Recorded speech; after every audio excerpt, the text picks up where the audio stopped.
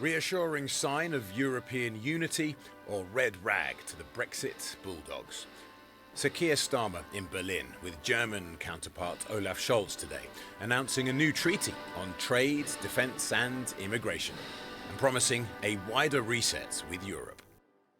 Germany and the United Kingdom are good friends, close partners and trusted allies.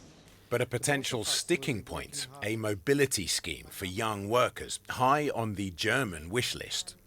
A reset with Europe, a reset with the EU. That does not mean reversing Brexit or re-entering the single market or the customs union, but it does mean a closer relationship on a number of fronts, including the economy, including defence, including exchanges. But we do not have plans for the youth mobility scheme, but we do have plans for a closer relationship between us and the EU. What does this mean in practice? Keir Starmer visited leading technology firm Siemens Energy today, one of many global employers who might want to encourage easier movement for young workers and cut through the broader post-Brexit red tape. This bilateral agreement is only between Germany and the UK. So how will it affect the UK's trading status outside the EU and outside the customs union?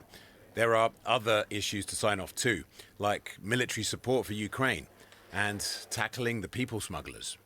I think it's important to work with our friends and allies, whether they're in Europe or elsewhere in the world.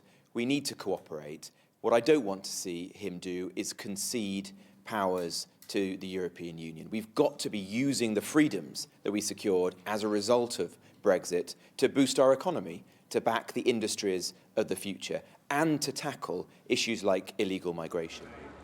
A UK Prime Minister in Germany, a clear change of tone for European relations after years of friction under the Conservatives. The joint goal, economic growth, but deals require compromise. For the moment, the big thing that Europeans are talking about is some kind of youth mobility scheme.